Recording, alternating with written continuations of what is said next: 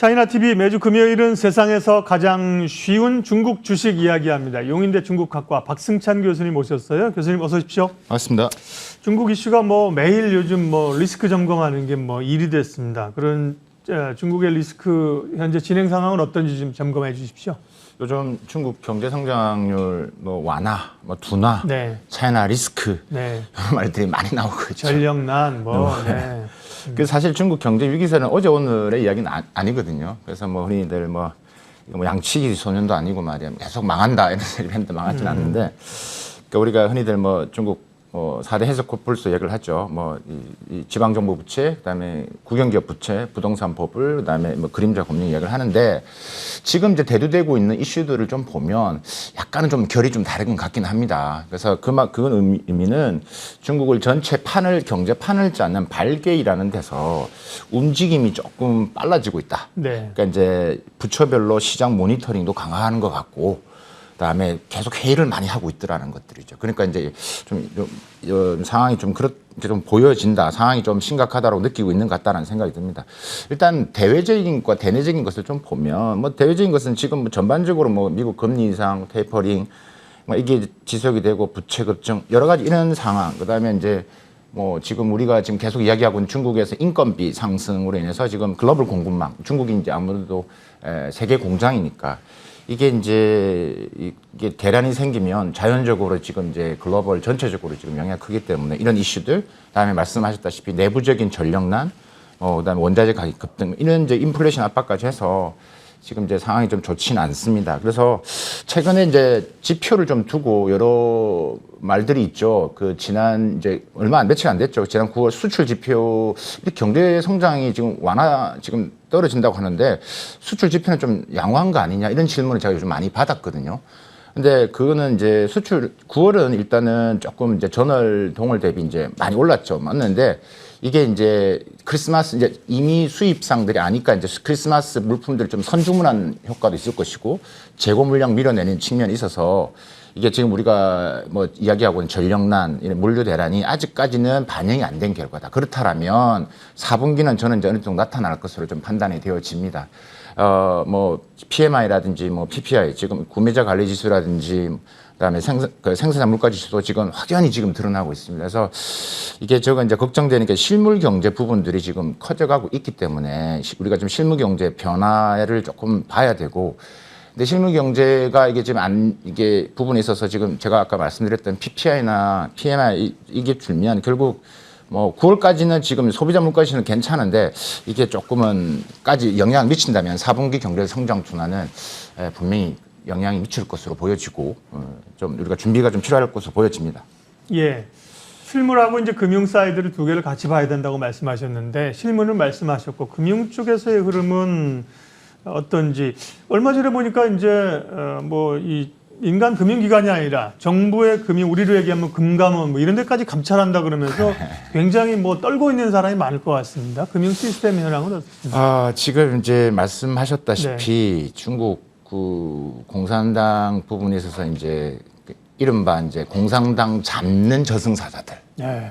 이런 말을 하거든요. 그게 이제 중국에서는 순시조, 우리가 순찰도 한다고 하는 거죠. 중앙 순시조라고 하는데, 이게 좀 과거에 중앙기율검사위원회가 그런 역할을 했는데 플러스 중앙조직부가 같이 해서 이제 함께 하거든요. 그 이제 각 이제 영역별로 이제 한 15개의 그룹이 있습니다. 순시조가 있는데, 이게 그전에는 금융 쪽은 손을 잘 안 댔다는 거죠. 근데 요번에 이제 보니까 집중적으로 들어간다.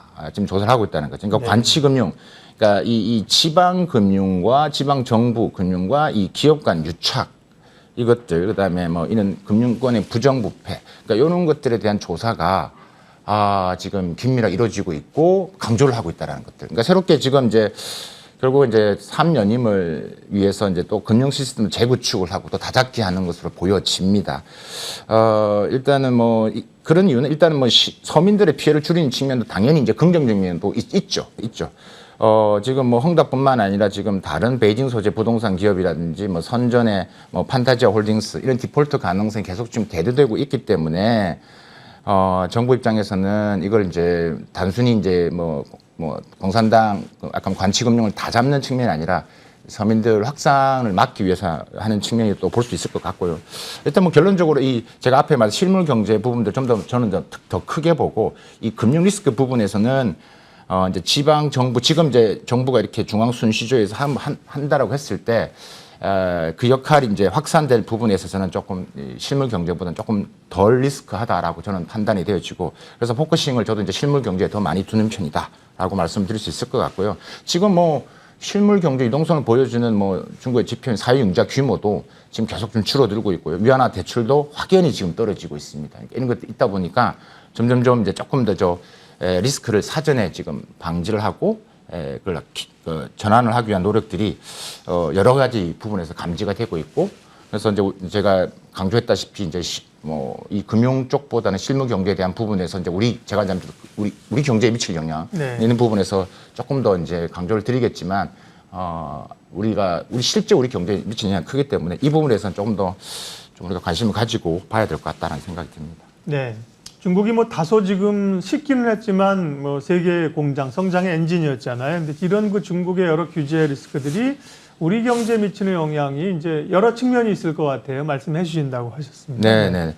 결국은 이제 우리가 지금 지금 매체에서 계속 중국 경제 성장 둔화를 이야기를 하지만 결국에 우리의 관심은 그래서 우리 수출 기업들, 우리 경제에 어떠한 미칠 것인 영향인데 일단은 국내 증시 부분에서는 일단 헝다 이슈가 저는 이제 하반기까지는 계속 갈 것으로 보여지기 때문에 이제 또 이제 뭐 아시겠지만 뭐 이 달러 강세도 이어지고 있는 상태에서 그러니까 외국인 투자들이 계속 이제 매도를 하는 분위기가 연말까지는 갈 것 같고 그로 인해서 좀 불안한 게 갈 수밖에 없다라고 보여지고 아시아 증시 투자 전반적으로 이 헝다 이슈가 지금 계속 감돌고 있기 때문에 지금 또 상환되는 게 계속 지금 연말까지 있기 때문에 이 부분에서 이제 우리가 투자자 입장에서는 조금은 유심 있게 좀 모니터링 해야 될 것 같고요.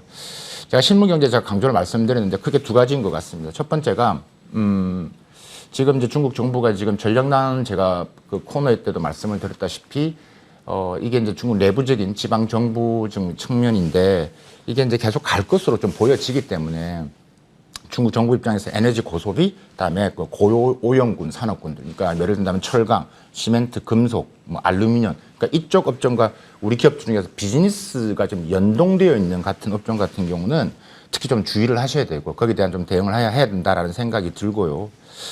지금 뭐 중국이 뭐 전반적으로 화물 운임 지금 비용이 상승했다고 말씀드렸고 지금 컨테이너를 거의 아예 박스를 싹쓸이 하고 있다라고 하는 거 아니겠습니까? 그러니까 미국에서 한국 오는 것도 이것을 중국으로 틀기 위해서 가격을 아예 후려쳐가지고 미국에서 중국으로 왔다가 중국에서 뭐 다시 한국으로 이게 더 싸다는 것들이죠. 그러니까 이런 현상들이 일어나고 있기 때문에 이게 이제 항공 운임 급등에 따라서 이게 우리 중소기업 수출 부분에 있어서의 지금 좀 상황이 곧 지금 가시권에 들어왔고, 그러니까 정부 차원의 뭐 공동 물류 대응 시스템이라든지 혹은 우리 기업들 차원에서 지금 빨리 이 작업을 하지 않으시면 아마 지금 그 납기일에 맞추기가 쉽지 않은 상태가 올 것으로 보여진다.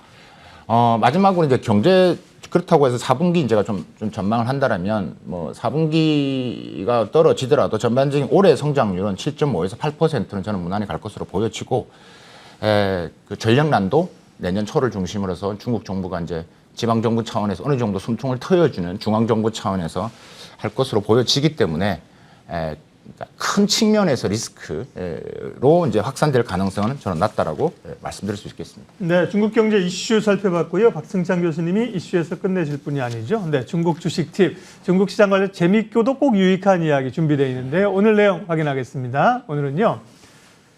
중국 기업의 장명법을 이해하면 좋죠. 그러니까 우리 기업들은 사실 옛날에는 기업명을 보면 뭐 하는 회사인 줄 알았는데 요즘은 뭐 다들 뭐 이노베이션, 뭐 퓨처 이런 거 써가지고 잘 몰라요. 네. 중국은 아직 그렇지 않으니까 기업명을 보면 어떤 형태의 무엇을 하는 기업인지 어느 정도 파악할 수 있다. 맞습니다. 네. 이거 제가 강의할 때 참 많이 기업분들 좋아하시는 부분이기도 한데 네. 제가 지난주에 그 중자도 말씀드렸지 않습니까? 네, 그렇죠. 기업 가운데 중자가 들어가는 기업. 그 요령을 또 말씀드렸는데 그 연장선상에서 오늘 제가 네. 중국 기업 장명법 말씀하셨다시피 중국 기업은 뭐 외래어를 쓴다든지 이렇게 마음대로 할 수가 없습니다. 그러니까 규정이라는 게 있습니다. 제가 장명법 규정 지금 화면에 나오는데 공식이 있다라고 이해를 하시면 되겠습니다. 첫 번째가 지역 명칭이 나옵니다. 근데 지역 명칭도 이게 이제 중국은 성이 있고 시가 있지 않습니까? 네. 만약에 성이 들어가면 더 자본금 규모가 더 많다는 이야기입니다. 그러니까 여러분도 아시겠지만 산동성이 있을 것이고 칭다오가 있다. 네. 앞에 칭다오 붙은 거랑 산동성이 일어났다. 그러면 뒤에 자본금 규모가 공짜가 하나 더 들어갔다 보시면 됩니다. 자, 지명, 그다음에 상호명이 있을 거예요. 그다음에 업종, 그다음에 기업의 형태. 이 기업의 형태가 가장 중요한데 이게 아마 지난 6월 달에 제가 중국 기업 형태에 대해서 제가 이제 자세하게 설명을 드렸을 건데 네, 혹시 맞아요. 모르신 분은 돌려서 한번 보시면 도움이 됐을 것 같은데요. 자, 예를 하나 갖고 왔습니다. 지금 시총 기업 1위 귀주 모태주. 네. 귀주성입니다. 그죠? 귀주가 붙었죠. 그다음에 이 마오타이라는 게 상호명입니다. 예. 그다음에 술 주자니까 당연히 주류업이라는 걸 알 수 있겠죠. 네. 그다음에 여기 고분유황공사, 중국에서는 후원 요시엔공사라고 하는데 주식회사입니다. 그럼 이제 이렇게 이제 기본적으로 만드는 틀이 있다는 이야기죠. 그래서 규칙이 있는데 중국에서는 이제 흔히들 이제 제가 지난주에 잠시 말씀드렸지만 회사명에 중국, 중화, 국제 이런 말 함부로 쓸 수가 없습니다. 반드시 네. 허가를 받아야 됩니다. 그러니까 대부분은 국영기 앞에 붙인다 혹은 전국 규모의 대형 수출입 기업이나 우리가 흔히 얘기하는 그룹이라는 이런 회사에만 쓸 수 있다라는 거. 예를 들면 뭐 중국 핑안이라든지 중국 석유, 중국 은행 이렇게 있을 수 있겠죠. 기업 명만 봐도 기업 규모를 알 수 있다라고 지금 말씀을 드리는데 여러분들이 중국어를 하실 수 있는 분도 있고 뭐 잘 못하시는 분도 있겠지만 이것만 봐도 되실 것 같습니다. 만약에 집단이라고 들어간 것은 우리의 그룹이다라고 네. 이해하시고요.